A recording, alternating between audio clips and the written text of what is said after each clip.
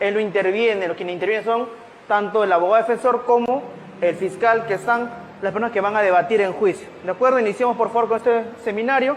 Vamos a abarcar la etapa de juzgamiento.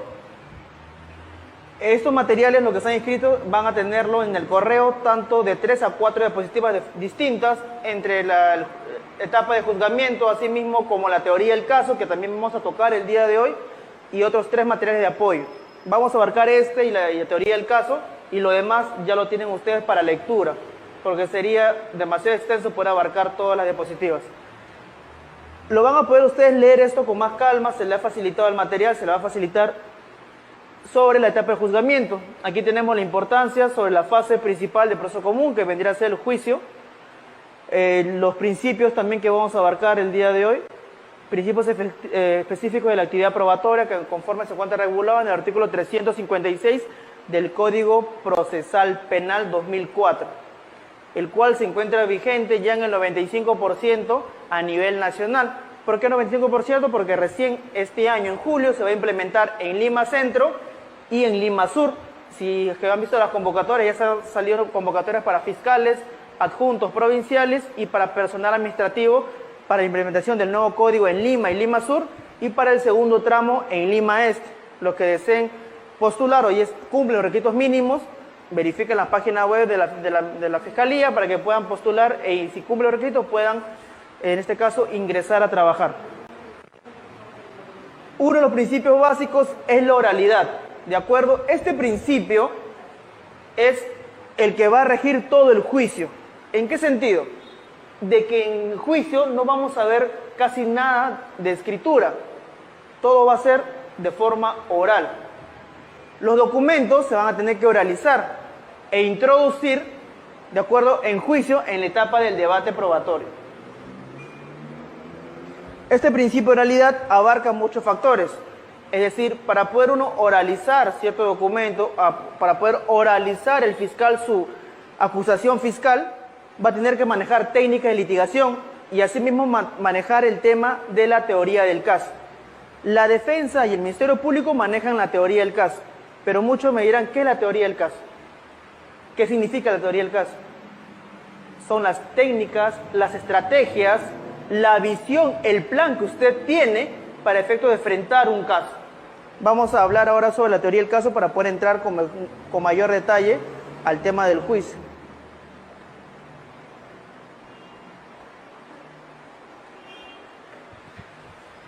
La teoría del caso como estrategia de litigación en el nuevo Código Procesal Penal.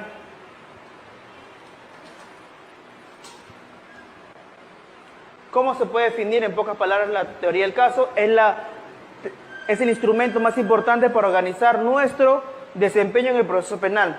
Tanto el fiscal como la defensa, acuerden esto, tanto el fiscal como la defensa, va para ambos. La teoría del caso se define como la estrategia, plan o visión que tiene cada parte sobre los hechos que va a probar. ¿Cuál es tu plan? ¿Cuál es tu estrategia? Esto lo veamos en técnicas militares, en estrategias de un juego. Sin embargo, en el derecho penal, en el nuevo código también se maneja teoría del caso. ¿De qué forma un fiscal puede manejar una teoría del caso? Tenemos los hechos que ocurren cuando nos están comunicando la detención o un hecho delictivo que haya tenido conocimiento de la policía y pone a conocimiento del fiscal.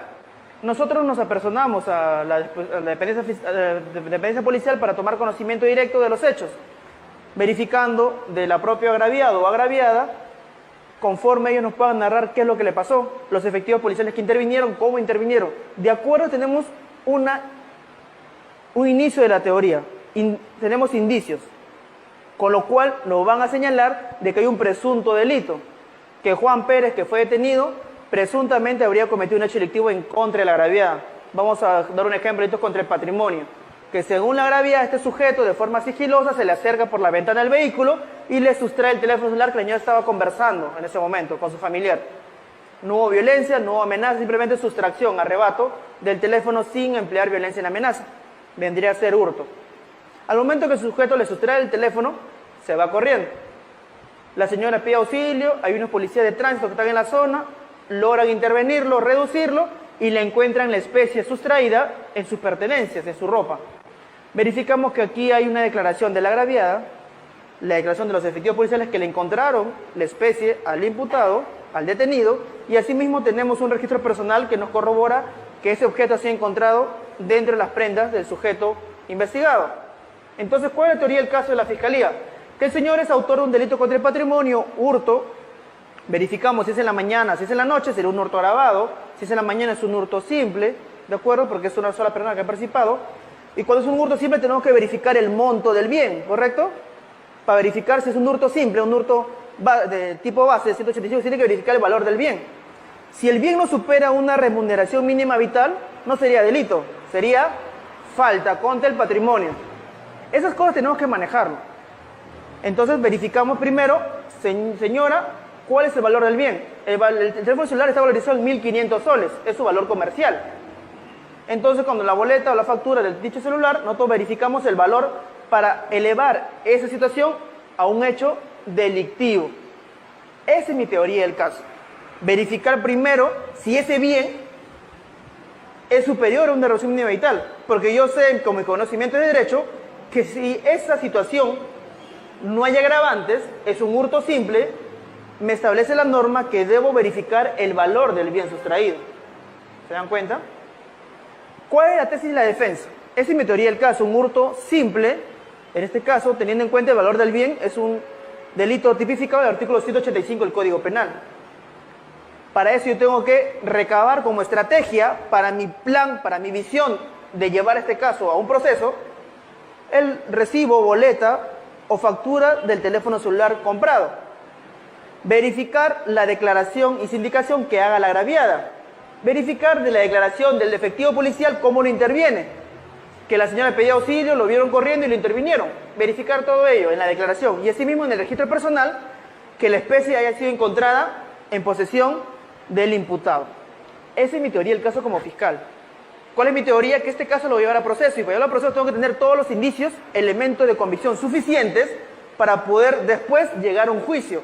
Yo me proyecto en un futuro juicio. Porque si yo me proyecto como fiscal solamente a una simple sindicación o una suposición de un hecho delictivo, un supuesto delictivo, pues me estoy proyectando algo limitado. Si yo me proyecto que voy a ir a un juicio y para llegar a un juicio tengo que tener pruebas y para que esos el indicio se conviertan en pruebas tienen que tener una validez, un valor. Y para ello tengo que verificar una buena sindicación, el registro personal y asimismo que la especie, el valor sea superior a una reducción mínima vital. Son elementos básicos que yo como fiscal debo conocer y debo recopilar, recabar. Esa es mi estrategia, ese es mi plan, esa es mi visión, porque son parte de los hechos que voy a probar. Yo me tengo que preguntar que este caso lo voy a llevar a juicio. Situación diferente. La señora es víctima de una sustracción de un teléfono. Ella no ve al imputado. Ella está hablando por aquí, viene por atrás, le sustraen. Cuando ella voltea, ve un tumulto de gente porque es un centro, una avenida concurrida. Como por ejemplo el centro de Lima, que cruzan más de 15 a 20 personas por las vías. La señora ve y ve un grupo de gente, pero no puede visualizar a la persona que le ha sustraído. En eso que la policía escucha ladrón, ladrón, la policía ve a dos sujetos que están corriendo y uno de ellos corría de forma sospechosa, estaba medio sucio, con short, con sandalias, entonces lo ve sospechoso, lo va y lo interviene. Pero no le encuentra el teléfono celular. La señora no lo reconoce, solo refiere que un sujeto, la policía dice, no, él ha sido porque tiene características físicas de un delincuente. Sin embargo, no se le encontró un registro, no se le encontró ninguna especie. El teléfono nunca fue encontrado. No hay sindicación directa de la agraviada. La policía solamente dice que lo vio corriendo. Puede estar apurado. Mi teoría del caso como fiscal, ¿cuál va a ser? Pregunta al señor, ¿usted puede identificar al imputado? No puedo reconocerlo. ¿Cuál es la característica física, vestimenta o algún tipo de identificación que podamos hacer contra la persona que le habría... No. Hacemos recluta en rueda, señora, 5 personas. ¿Usted reconoce al imputado? No, porque no lo vi. El policía, ¿usted observó que el señor le había... No, solamente lo intervenimos porque estaba corriendo. ¿Le encontraban la especie en el teléfono, la especie dentro de sus pertenencias? Tampoco. Registro personal, ninguna especie. Y el señor y unas monedas, pero ningún objeto vinculado al hecho delictivo. Esas preguntas que yo realizo, ¿para qué van a ser? Para determinar realmente si hay una sindicación o no. Y si no hay sindicación, simplemente el trabajo el caso se va a trabajar para que verificar un posible archivo, porque no hay caso. No tenemos caso. Yo voy a llevarlo a juicio a un joven que ni siquiera ha sido sindicado, la Agraviada no lo reconoce, no se le encontró la especie, y estaba corriendo por la calle y la policía lo agarró porque, en fin, porque lo vio sospechoso, porque lo vio sucio, lo vio con un aspecto, como dice el Ambrosio, el delincuente nato, cara de delincuente, corre como delincuente, se ve como delincuente. Eso ya para nosotros no es un elemento de convicción, no es una sindicación. ¿Me entienden? Mi teoría del caso va de acuerdo a lo que yo tenga para probar. Si tengo un caso como el primero, tengo todo lo suficiente para llevarlo a juicio. ¿Sí? Creo que me entienden esa parte de cómo es la teoría del caso, cómo trabaja el fiscal, cuál es el enfoque. Eso no lo enseñan en la universidad. Eso no lo van a enseñar en otros cursos. Esta técnica de la teoría del caso, cómo un fiscal lo visualiza, eso se aprende en el campo, en el propio trabajo. Que de forma empírica un fiscal le indica a otro. Pero constituyendo esta forma de trabajo, no hay una constitución efectiva de cómo construir un caso. Depende de cada situación, depende de cada caso. ¿El fiscal para qué va a trabajar? ¿Para probar la culpabilidad de alguien? No. El fiscal recopila elementos de cargo y de descargo, porque el fiscal es imparcial en la investigación preliminar e investigación preparatoria. Yo no tengo interés que el señor se vaya preso. Tengo interés en que se resuelva y se corresponda a la verdad material. Lamentablemente hubo un hurto, sí hay un delito, pero él no es el autor, pues señores. No tengo nada que los indique. Puede ser posible que el señor haya botado el celular, pero ¿tengo a alguien que lo haya visto tirar el celular? No. ¿Tengo elementos de indicios suficientes para sindicarlo? No tengo. Y ese caso se va a ir al archivo posteriormente.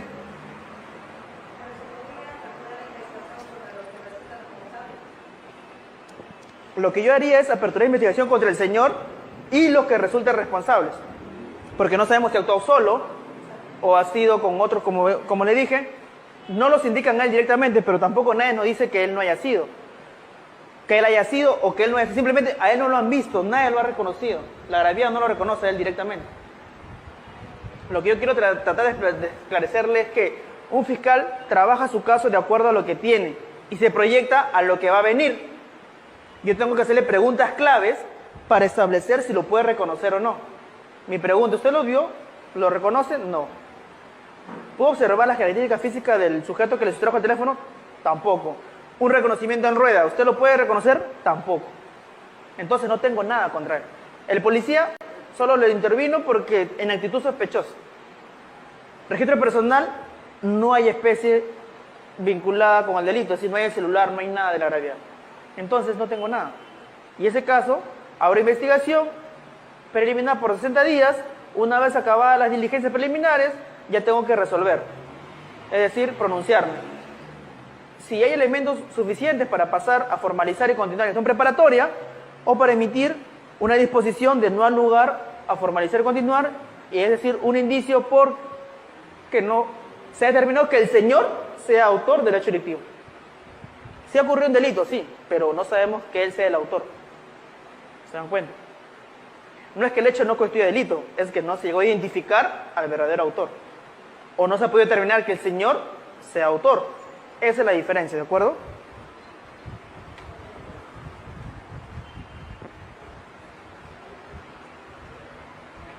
Entonces, con respecto a eso, es lo que maneja la teoría del caso del fiscal. Ahora, ¿cómo maneja la teoría del caso la defensa? La defensa va en otra posición. La defensa solamente va a recabar elementos de descargo, que es diferente al fiscal. Entonces, la defensa siempre va a atinar por tratar de establecer que su patrocinado es inocente, ¿verdad? Pero si su patrocinado, como en el primer caso, es reconocido, es sindicado, se le ha encontrado la especie, el abogado, ¿qué va a decir? Niega todo, diga tú nacido, que la policía te ha puesto el celular, cuando la Agraviada lo reconoce, y encima hay una cámara de seguridad en la zona cuando ve que el señor corre y le encuentran el teléfono en el registro. ¿Ustedes como abogados qué harían? ¿Cuál sería el caso? Si el señor se le encontró la especie, la Agraviada lo reconoce en un reconocimiento en rueda, los indica, la policía lo ha visto correr y le encontró la especie. Tenemos todo en contra de él. ¿Cuál sería su teoría del caso como ustedes como abogados de defensa? ¿Qué es lo que harían?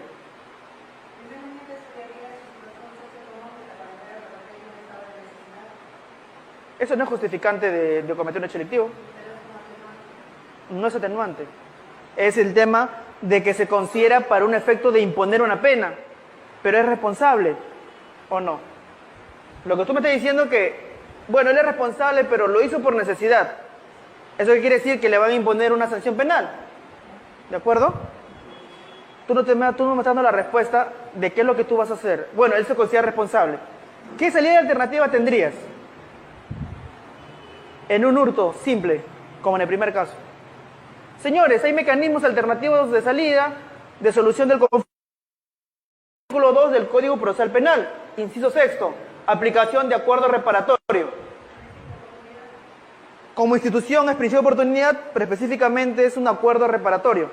No es específicamente principio. La institución, recuerden eso, el artículo 2 del Código Procesal Penal establece la institución del principio de oportunidad, que subdivide en el principio de oportunidad propiamente dicho, artículo 2, inciso 1, y el inciso sexto, que es aplicación del acuerdo reparatorio, que se aplica para ciertos delitos dolosos, que establece un catálogo de delitos en el inciso 6, y asimismo en todos los delitos culposos, con dos excepciones específicas que establece este artículo 2. ¿Cuáles son las excepciones? Que si es que hay concurso delictivo no se puede aplicar acuerdo, o si hay pluralidad de víctimas, tampoco se puede aplicar acuerdo reparatorio. Pero, en este caso es un hurto simple, el señor es responsable porque lo ha cometido. Para ello podemos llegar a un acuerdo reparatorio. ¿Y qué beneficio tiene el acuerdo reparatorio? No hay sanción penal, es decir, no hay antecedentes penales ni judiciales, ni policiales, y solamente repararía el daño económico. Tengan en cuenta que el celular se ha recuperado, está en grave tentativa. Entonces no hay que devolver el valor del bien, sino el daño causado, que puede ser 500 soles, 600 soles, depende el estado socioeconómico del imputado. Porque de acuerdo a su capacidad económica va a tener que abonar la reparación civil, no le vas a poner una reparación civil impagable, pues no. Tiene que ser algo acorde a sus ingresos o más o menos una imposición de reparación civil de acuerdo al hecho sucedido. Es un delito de grado de tentativa, se ha recuperado el bien.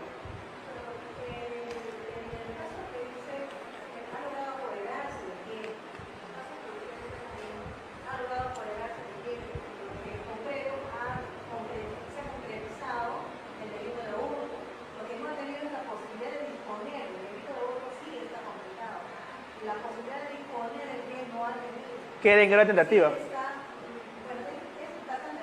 No es debatible, hay un acuerdo plenario que establece cuándo se consuma el hecho delictivo. El hecho delictivo, cuando uno sustrae el bien y está en plena fuga, es tentativa. Si inmediatamente lo detienen, es tentativa. Si el sujeto, después de horas, lo encuentra, ya es consumado porque ha tenido posibilidad de disponer del bien, que es muy distinto. Eso está establecido en un acuerdo plenario.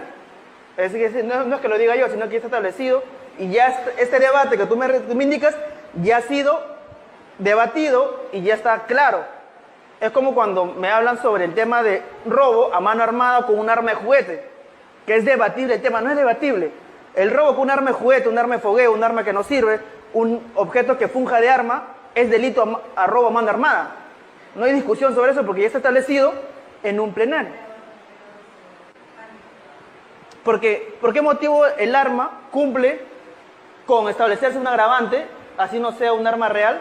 Porque cumple con su finalidad, que es la disminución de la acción que pueda realizar el agraviado de defenderse o de escaparse. Uno cuando nace con un arma simplemente no se mueve, baja sus defensas, no contrarresta el ataque, simplemente llévate todo, está en un estado de indefensión cuando está bajo un arma de fuego.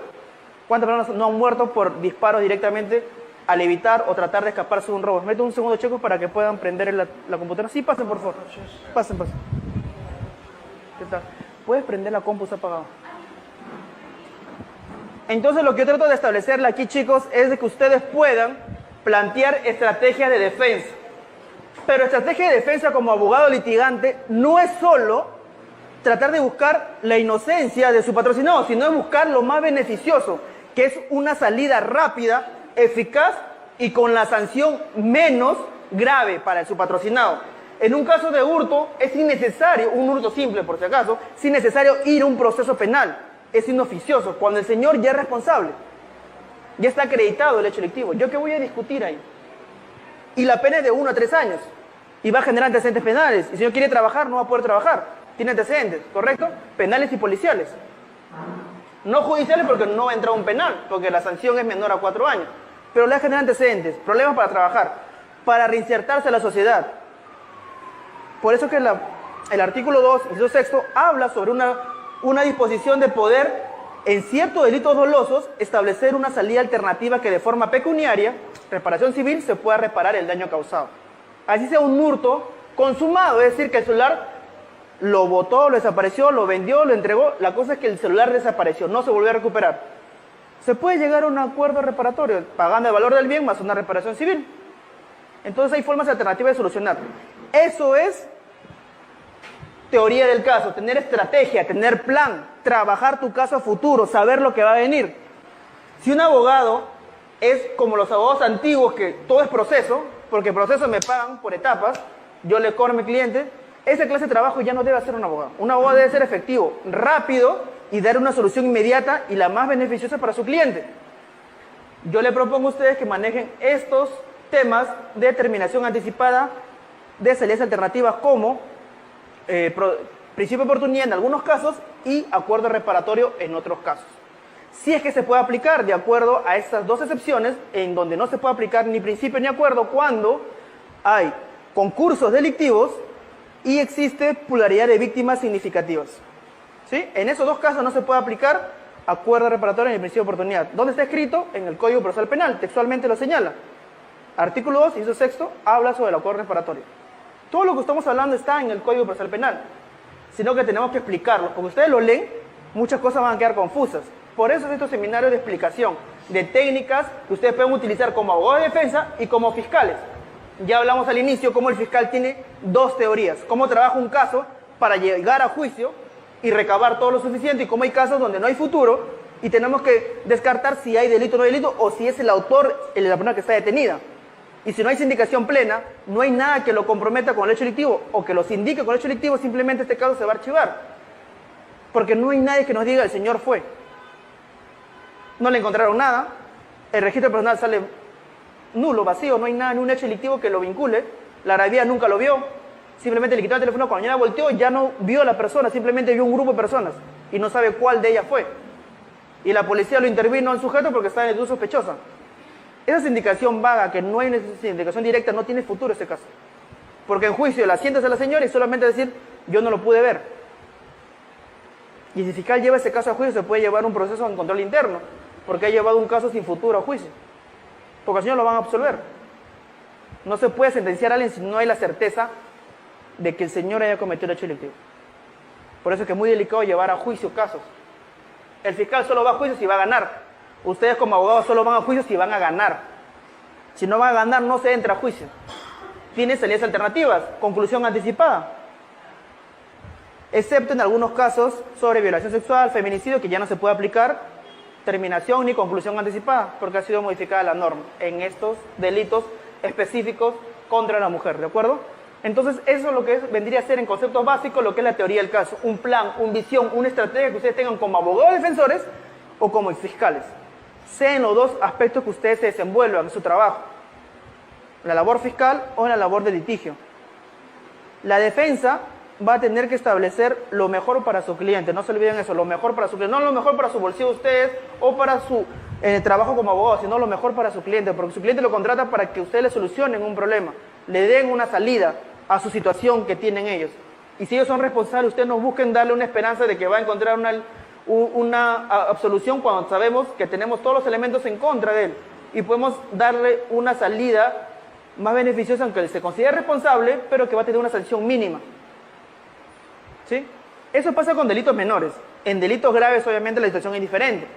En delitos graves como robo agravado, sabemos que las penas van a ser efectivas.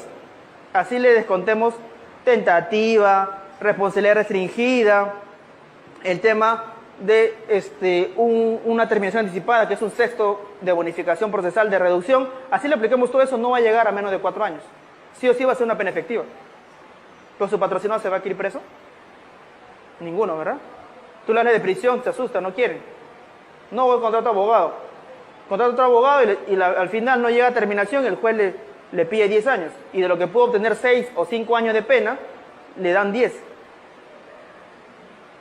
Entonces, son situaciones diferentes, son estrategias que usted tiene que manejar. Los abogados actualmente se manejan con estrategia. Yo no voy a pelear batallas innecesarias. Yo voy a pelear batallas que sé que voy a ganar o que voy a obtener algo mejor para mi cliente. Si no es así, no me enfrento a una situación que va a ser contradictoria o perjudicial para mi patrocinado. Hay abogados que más bien perjudican a su cliente en vez de beneficiarlo. Y al final le cambian la historia, no que el fiscal ha sido malo, que te ha pedido que el juez ha sido malo, te ha impuesto, cuando una salida anterior le estaba dando una pena menor, solo que su abogado no aceptó. Le dijo, no acepte, vamos a tener menos que eso. Matemáticamente era imposible tener menos. Ahora las penas se establecen de acuerdo al sistema de tercios, de acuerdo a establecer las penas concretas. Ya no son penas a dedo. Yo le pongo 5 porque quiero 5. Tiene que motivar y fundamentar la pena que le imponen a una persona. Antes las penas eran a criterio. El superior le ponía 5 años o 4 años suspendía y nadie decía nada, lo sacaban, salía en libertad. Matemáticamente era imposible llegar a 4, pues le daban 4. Le aplicaban todos los principios, ¿verdad? Principio de humanidad, de lesividad, para efectos de bajarle la pena a lo más mínimo. Pero ya no se puede hacer eso. Ahora los jueces unipersonales y colegiados imponen la pena de acuerdo a lo que establece el código y las reducciones se realizan de acuerdo a las aplicaciones de reducciones conforme al código. No se puede realizar otra clase de bonificaciones o reducciones que no estén establecidas en el Código Procesal Penal. ¿Sí? Eso lo quiero que entiendan. Entonces es mucho más difícil manejar situaciones.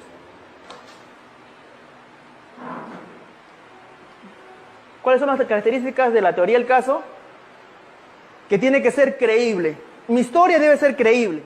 La historia que yo forme de mi teoría del caso debe ser creíble, debe ser sencilla, fácil de entender, lógica, debe guardar una lógica. No puedo establecer hechos que sean fantasiosos, que sean incoherentes entre sí, sino una correlación de hechos coherentes. Sustentada, que sea probable, es decir, que pueda sustentar con pruebas lo que yo digo.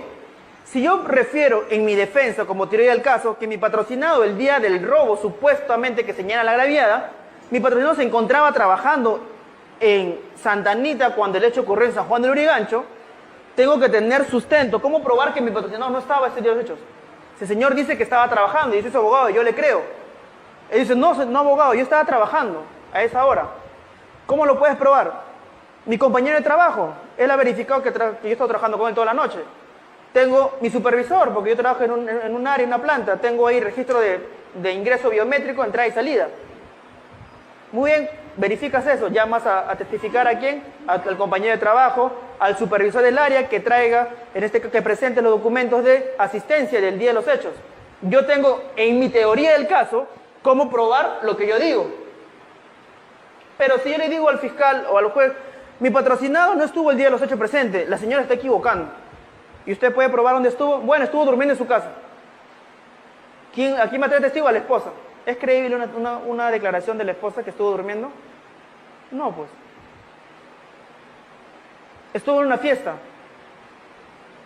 Hay fotos, videos en vivo grabados de la fiesta, la hora que empezaron los hechos, que el señor se encontraba en Miraflores cuando el hecho ocurrió en el Agustino.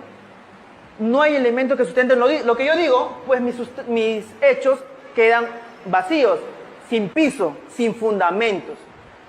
En la teoría del caso, lo que yo diga debe tener forma de probarlo, tiene que tener sustento. ¿Por qué les digo? Porque ahora vamos a enseñarle cómo armar en 3 pasos sencillos una teoría del caso. Se conforma de tres partes. ¿Cómo se elabora la teoría del caso? Primero, con la teoría fáctica o teoría de los hechos. Tengo que narrar y establecer los hechos. Así como la fiscalía de todo lo que declaran, el agraviado, el policía, de las actas de registro de intervención, arma los hechos, que cuenta como una historia, ¿verdad? El día 19 de febrero del año 2020, a las 16 horas, se encontraba la señora Juana Pérez transitando por la avenida Arequipa, en circunstancias que el investigado, de forma sigilosa, acerca por la parte posterior y le sustrae su teléfono celular para poder darse a la fuga.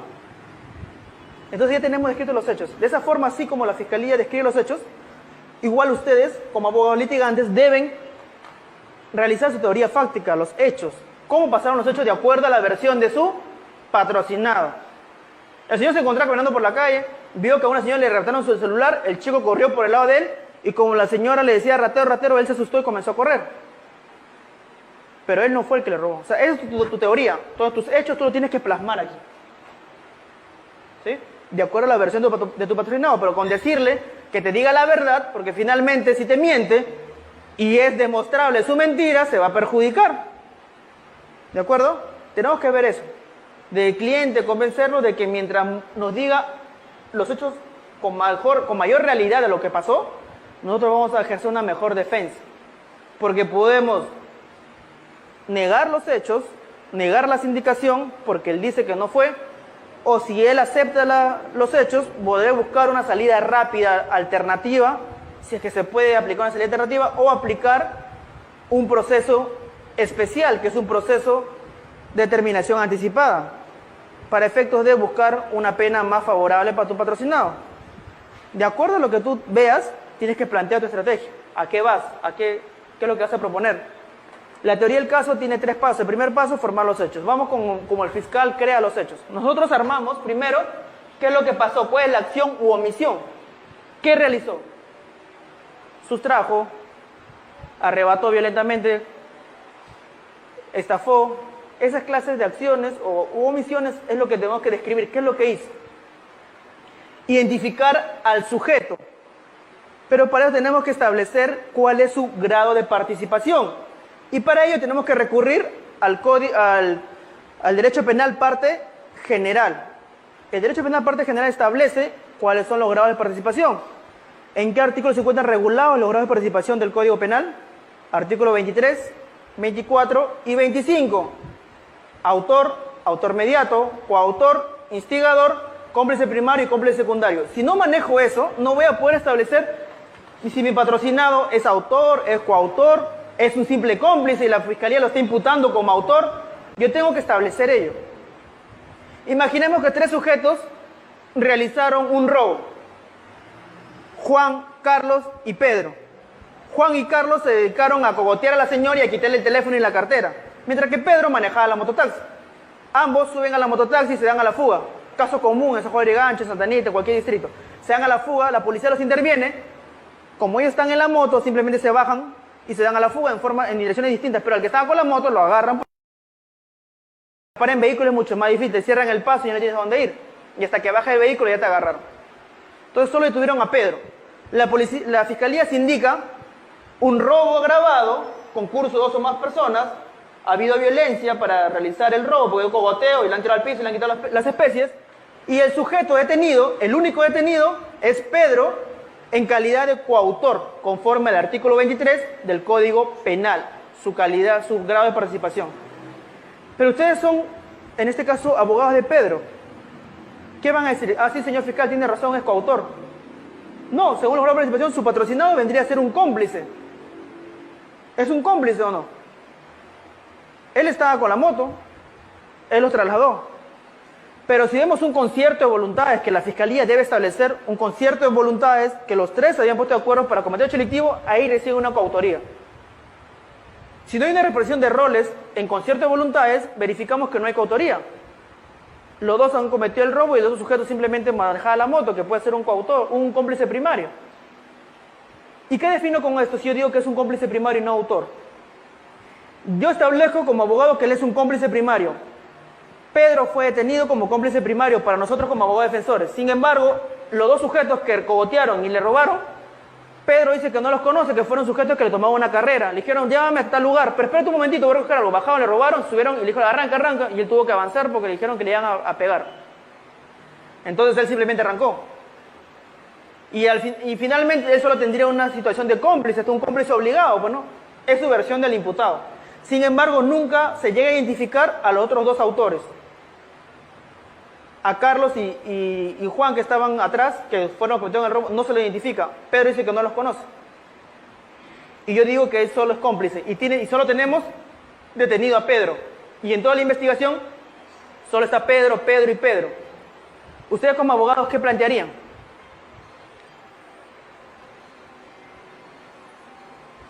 ¿Puedo llevarlo a Pedro como cómplice primario a proceso penal y a un juicio? Una pregunta fácil, simple. Tengo a Pedro detenido, investigado como cómplice primario según la defensa, y el fiscal también refiere cómplice primario. Sin embargo, no tengo a los autores, no tengo ni a Pedro, ni a Juan, ni a José, que son los que estaban atrás. No los tengo identificados, no sé quiénes son. Conforme esté el caso, ¿lo puedo llevar a proceso? ¿Hasta juicio? Porque Pedro, la señora, sí, esa moto es la con la que me robaron. Pero lo tengo como cómplice. Identificado en su grado de participación de cómplice a Pedro. Solo cómplice. ¿Puedo llevarlos a proceso? ¿A Pedro? ¿Lo puedo llevar o no? ¿Lo puedo sentenciar o no? ¿Puedo pedir su sentencia? ¿Solo como cómplice? ¿Y no se ha identificado a los otros dos autores? ¿Puedo? No puedo. Mientras no identifique, no diga que los detenga, mientras no identifique, no se sepa los nombres completos de los otros dos sujetos o uno de ellos, y que el agraviado lo reconozca, ¿sí? Indicándole, sí, él fue el que me robó, él fue el que me contó, no, él fue el que me sustrajo, violentamente. Mientras no se identifica el autor, no se puede procesar solo el cómplice. Si tenemos solo el cómplice y no los autores identificados, no hay caso. No se puede procesar y sentenciar solo al cómplice. El cómplice tiene que estar unido a un autor, un coautor, un autor, a un principal. Porque el cómplice es un accesorio, no es un principal. Si no hay principal, solo accesorio, no lo puedo llevar a un proceso. No digo que no esté detenido, solo que se identifique. Muy bien, ¿qué nos dice Pedro? Que Juan Pérez es el autor del hecho junto con otro sujeto que no sabe su nombre, pero sabe que se llama Carlos. Un ejemplo, bueno. Muy bien, Juan Pérez, sacamos su ficha de RENIEC, le hacemos una identificación por fotografía. La señora, entre esas 5 personas, ¿cuál de ellas fue el autor del hecho? Reconozco a este. Verificamos Juan Pérez. Entonces Juan Pérez sí, conforme dice el conductor, sí ha sido el autor del hecho. Entonces ya tenemos identificado al autor. Lo citamos para que vengan, no vengan a declarar, no hay problema. Ya lo tenemos identificado porque la señora, la agravia, lo reconoce entre una rueda de fotografías. Es una sindicación. Identificado el autor, tengo al cómplice, lo puedo llevar a ambos a proceso. Y en su momento en juicio ya pediré que se le quede reo contumaz a Juan para que sea ubicado a nivel nacional y lo puedan traer al juicio. Así se lleva un caso. Esas cositas, esos pequeños detalles que usted tiene que manejar, lo deben conocer. Saber que cuando solo tienen identificado un cómplice no lo vamos a poder llevar al proceso. No se puede llevar. El caso seguirá abierto y seguirá investigando hasta que podamos identificar cámaras de seguridad, etc. Hay casos donde se han logrado identificar autores no identificados inicialmente, como el caso de McDonald's, los asesinos extranjeros que estaban casi cubiertos todo el rostro. No los habían identificado, no sabían quiénes eran. ¿Cómo los encontraron después? En una fiesta entre 60 o 100 personas que habían sido detenidas, de acuerdo a la forma de caminar, las facciones físicas, a la contextura, pudieron identificar quiénes son los posibles autores del hecho delictivo. Entonces se puede identificar, pero en una gran investigación y exhaustiva como eso, porque tenían cámaras. Si no hubiera tenido cámaras McDonald's, simplemente estos sujetos nunca habrían podido ser identificados. ¿O me equivoco? Estaban con gorro, tapados casi todo el cuerpo, otros venían con motos, estaban con casco. Entonces casi nadie le vio la cara. Pero en los videos se ve la forma de caminar, los tatuajes, la contextura, que es casi improbable que dos personas caminen igual y tengan la misma contextura. ¿No? Entonces por lo menos tienen ya un indicio. Saben por lo menos de la totalidad de extranjeros que son dos los que están casi identificados. ¿No? De eso trata la teoría del caso, identificar, manejar. Derecho procesal penal no significa que se olviden de derecho parte general ni derecho penal parte especial. Tienen que manejar los 3 ámbitos del derecho penal. Parte general, parte especial y procesal. Si no manejan los 3 en conjunto, van a tener problemas para resolver sus casos. Si solo manejan procesal, se olvidan del otro, van a llevar innecesariamente casos a juicio cuando pueden saber que lo pueden solucionar de otra forma. El fiscal, su tarea es establecer la acción u omisión, establecer el grado de participación, autor, coautor, instigador, cómplice primario, cómplice secundario, el sujeto destinatario de la acción. ¿Quién es el sujeto destinatario de la acción? El sujeto pasivo, correcto. Pero ¿quién es el sujeto pasivo? ¿Cómo se le denomina? Agraviado, correcto. Y también tenemos la víctima. Agraviado y víctima es lo mismo, son dos nombres diferentes, son sinónimos. Agraviado y víctima, ¿es lo mismo?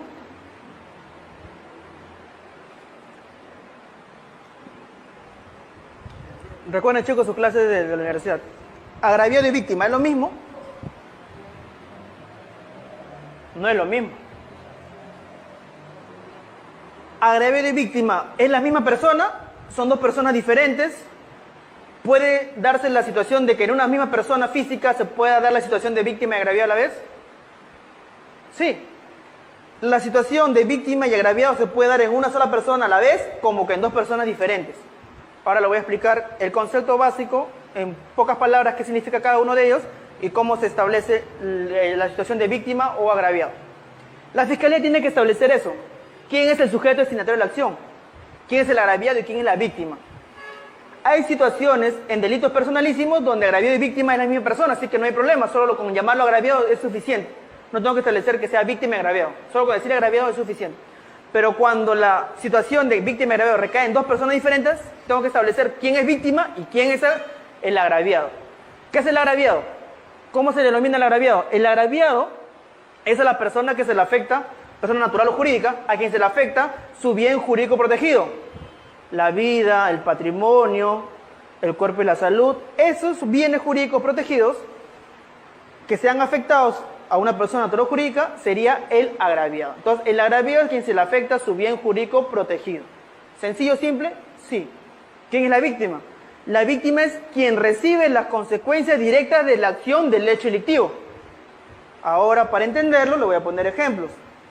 En un caso contra la vida y cuerpo y la salud, que una persona sea víctima de un homicidio, yo vengo con un cuchillo y se lo apuñalo en el corazón a Juan, Juan fallece, Juan sería víctima y agraviado a la vez, porque él es víctima por haber recibido directamente el cuchillazo, las consecuencias directamente del hecho delictivo, y a la vez que se le afectó su bien jurídico protegido, que es la vida. En delitos personalísimos se afecta tanto el bien jurídico como la acción directa, por eso que recaen las dos denominaciones en una sola persona. Es víctima y agraviado a la vez, por lo cual con solo llamarlo agraviado es suficiente. En hechos contra el bien cuerpo, la salud, lesiones, homicidio, esas situaciones recaen en una misma persona la situación de víctima y agraviado, ¿sí? Ahora veamos cuando ocurre que víctima y agraviado es en dos personas diferentes. Un hurto, sí, un hurto agravado, por ejemplo. Yo vengo caminando por la calle con el teléfono celular, que es de mi papá, no es mío. El dueño titular de la línea es mi padre. Yo tengo 18 años, pero todavía no me compré un celular propio, sino que es de mi papá. La factura boleta está a nombre de mi papá. Yo camino por la calle, me quitan el teléfono celular, yo los persigo, llamo a la policía, los interviene. Muy bien, es un hurto agravado, dos personas, concurso de más personas, de un teléfono celular en grado de tentativa. La policía me pregunta, el fiscal me pregunta cuando está tomando, ¿usted me puede establecer quién es el dueño del teléfono celular? El dueño de mi celular es Cristian Guerra, que es mi padre. Entonces, ¿usted no es el dueño? No, el dueño del celular es Cristian Guerra, que es mi padre. Sino que él lo compró y yo lo estoy utilizando porque yo todavía no me he comprado un teléfono celular. Yo recién voy a empezar a trabajar, no genero ingresos, por eso es que no me puedo comprar. Él me ha comprado. El dueño titular de la línea es él. Entonces, el delito de hurto agravado, ¿cuál es el bien jurídico que se afecta? El patrimonio. El patrimonio es decir, la propiedad, ¿correcto? El señor, ¿quién es el dueño del teléfono celular? El papá. ¿El agraviado quién sería? ¿El hijo o yo, Cristian Guerra? Yo, Cristian Guerra, sería el agraviado. Mi hijo fue víctima del hurto, pero quien es el dueño del teléfono soy yo sería agraviado. Porque imaginemos que el caso haya sido consumado, el teléfono se lo llevó, dos personas hurtaron, uno se llevó a escapar con el teléfono y el otro lo agarraron. Entonces, al que lo agarraron lo van a procesar, no sé, ya sabe quién es el otro, por hurto agravado. Cuando pague la reparación civil, que es a favor de la parte agraviada, se lo va a pagar a mi hijo, que él solo tenía el teléfono que yo se lo di, o yo que soy el dueño del teléfono. A mí me lo tiene que pagar la reparación civil, por eso que tiene que saber quién es el agraviado, porque la reparación civil va a favor del agraviado. Él fue la víctima del hurto, a él se lo quitaron, pero el teléfono es mío, y a mí me tienen que pagar la reparación civil. Yo soy el agraviado y él es la víctima del hecho delictivo, del hurto. En un teléfono celular es sencillo, bueno, un teléfono no pasará más de 1.000, 1.500 soles, pero un vehículo, ahí sí cambia la cosa, ¿verdad? Ahí sí tienes que establecer específicamente quién es víctima y quién es agraviado. Yo tengo mi vehículo y se lo arriendo a un señor de lunes a viernes para que le haga taxi o sea colectivo, etc. El señor está manejando mi vehículo, que él lo alquila, me da un pago diario de 50, 60 soles, etc. y a él le quitan el carro. Él lo dejó estacionado afuera de una tienda, fue a comprar, se demoró y el carro ya no estaba. Me llama a mí, que el señor se llevó el vehículo, ve la policía, él pone la denuncia, él es el denunciante. Él tenía el carro en su poder, pero él es el agraviado. A él se lo hurtaron, en posesión del chofer, pero él es el agraviado. Si llega a recuperar el vehículo, ¿a quién se le entregan? ¿Al chofer? ¿Un vehículo a quién se le entregan cuando recupera la policía? Al propietario. El propietario que establezca SUNAR. Según SUNAR, registro público, Juan Pérez, el propietario, a Juan Pérez, pero yo se lo he comprado, muy bien, señor, mientras no lo registren en registros públicos, no esté elevada la escritura pública, el dueño sigue siendo Juan Pérez y él se le va a entregar. Porque documento de fecha cierta, a menos que Juan Pérez venga, le entrego el carro y yo se lo entrego a usted, pero nosotros cumplimos con entregarle al dueño. Y el propietario del vehículo es quien va a ser el agraviado y él le va a pagar el perdón civil y a él se le va a devolver el vehículo. Por eso que digo, tienen que establecer ustedes quién es agraviado y quién es víctima. Muchas veces las personas que sufren esta clase de delitos contra el patrimonio no son propietarios de los bienes que son sustraídos. Es el guardián, es el que arrienda, es el que lo posee, pero no es el propietario. En los delitos contra el patrimonio se protege la propiedad, ¿sí? En algunos delitos se protege la posesión, como el caso de usurpación, que protege la posesión inmediata, más no la propiedad del inmueble, porque un propietario de un inmueble puede cometer usurpación cuando tiene a su inquilino, don Ramón, que no le paga 14 meses de renta y lo bota a patadas de su casa, con violencia y le cambia la chapa, y ese es delito de usurpación, por más que sea el propietario del inmueble. Tiene la vía legal para hacer efectivo su derecho como propietario del inmueble por falta de pago, desalojo por incumplimiento de pago. Hay vías, en este caso, no violentas y no delictivas que puede realizar el propietario para recuperar la posesión de su inmueble, de su cuarto o de su inmueble. Entonces, vemos que en algunos hechos delictivos se puede recaer en una misma persona la calidad de agraviado y de víctima, o como en dos personas diferentes. ¿Correcto? Entonces, eso tienen que conocer ustedes como sujeto destinatario de la acción, identificar ello. Elementos objetivos de la realidad que quedaron involucrados. Establecer cuáles son los elementos objetivos, si hay agravantes o no. Participaron 2 personas, 3 personas, utilizó arma o no, sobre un vehículo o no, las agravantes que pudieran haber al hecho, ¿sí? Motivaciones. ¿Cuál es el motivo? Es decir, el elemento subjetivo del tipo. ¿Cuál es el elemento subjetivo del tipo? Si hay dolo o culpa. Una pregunta. ¿Cómo saber que un delito es doloso o que un delito es culposo? Yo como abogado, ¿cómo identifico un delito doloso de un delito culposo en el código? ¿Cómo identifico un delito culposo, un delito doloso de un delito culposo? ¿Cómo los diferencio en el código? Hay preguntas que les voy a hacer que son simplemente lógica. El Código Penal se establece que todos los delitos son dolosos, excepto los que expresamente la norma establezca que son culposos, homicidio culposo, lesiones culposas. Es sencillo, los delitos culposos están identificados como culposos y todo lo demás se asume que son dolosos. Entonces tengo que establecer qué clase de delito es y si el señor ha tenido la intención de causarlo. Si yo le quito a alguien el teléfono celular, tengo que tener intención de sustraerlo, de apoderarme de él. Si mi cliente refiere que él lo sustrajo solamente para jugar o para llamar a su enamorada, como su celular estaba apagado, no tenía batería, él necesitaba un celular para llamar a su pareja porque estaba terminando con él y él tenía necesidad urgente de hablar con ella, y agarró el teléfono celular que vio, marcó, se puso a hablar con su enamorada, pero él no hurtó, no se lo quería llevar, solo lo quería usar. Eso no sería un hurto, sino sería un hurto de uso, si creemos en la palabra del autor. Pero si vemos que está yéndose corriendo a 20 cuadras para llamar, sabemos que no está llevándoselo para llamar, sino simplemente se lo está hurtando. Entonces no sería un hurto de uso, sería un hurto. Entonces tenemos que verificar eso. ¿Cuál es la motivación? ¿Cuál es el motivo por el cual él comete el delito? ¿Para apoderarse? ¿Para usarlo?